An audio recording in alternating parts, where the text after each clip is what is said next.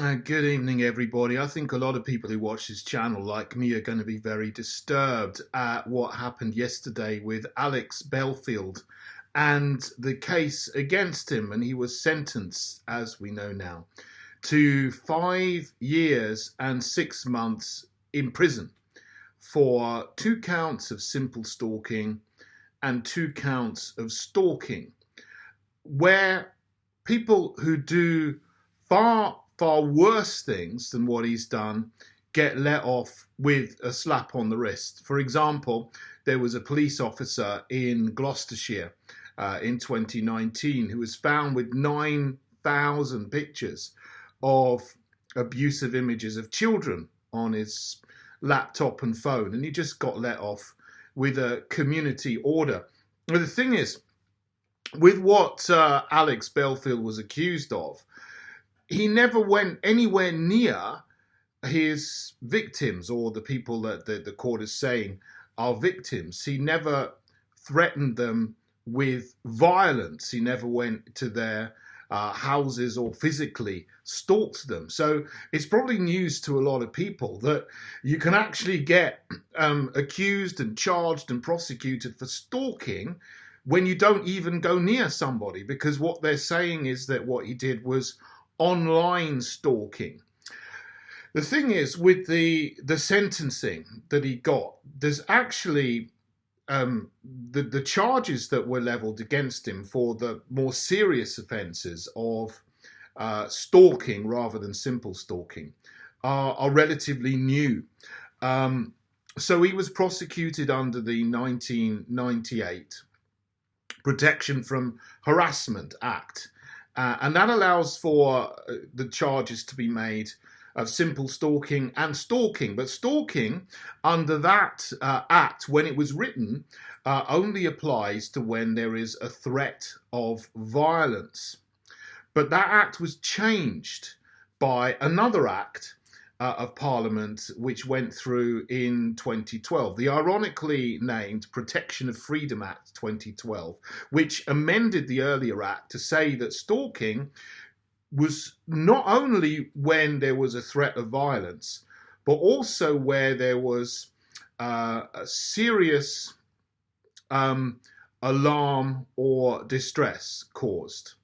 So this is part of a wider move to change legislation and criminal law to make things subjective have the same weight and force of law as things that are objective, and to make feelings have the same weight in law as objective, factual, measurable offences.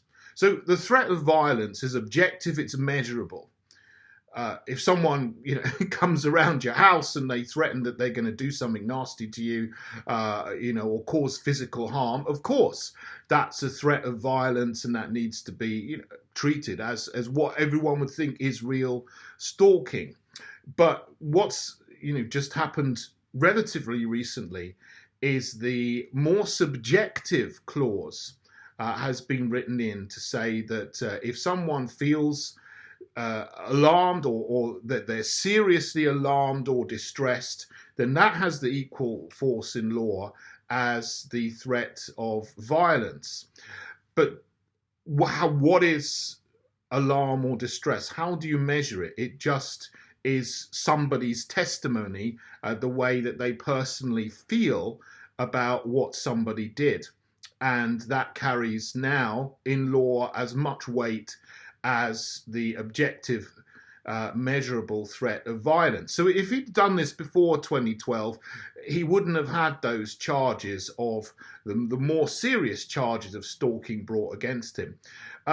So this is going to be one of the first cases where someone is being given such a lengthy prison sentence, as far as I know, for stalking based on alarm or distress, where they haven't just been simply given a restraining order, Because normally what happens with stalking is first time, first offence, you get a restraining order. Then if you break that, fair enough, the judge sends you to prison because you're breaking this restraining order. It's all the things about breaking court orders and so on. Yeah, of course, absolutely. They give you that so that you don't stalk someone or harass someone in the future. Yeah, fair enough. Personally, I think that this is a very, very harsh sentence that has been passed down to Alex Belfield. And a lot of people are going to be very shocked at this. As I said, I tweeted yesterday, look, he's got this amount of time in prison. Some people who are in grooming gangs get less time. And, they've done far, far worse. So the people that are celebrating that he's now in prison seem to be people, a lot of people associated with mainstream media organizations seem to be joyful about him being in prison now for things. Oh, I don't say that what he said. I think he hadn't dealt with all of these things and these people very well, of course. But this is really harsh and quite disproportionate, I think. So he's got, this is another thing that is noticeable in the sentence. He's got 5 years and 6 months. So the judgment, I read the judgment, and the judgment says he'll serve half of the time, or up to half of the time in prison, and the other half on license. And if he breaks his the restraining orders that have been given as well, he'll go back to prison. So he's going to be in prison for 2 years and 9 months, which is 33 months. It's very interesting. 33.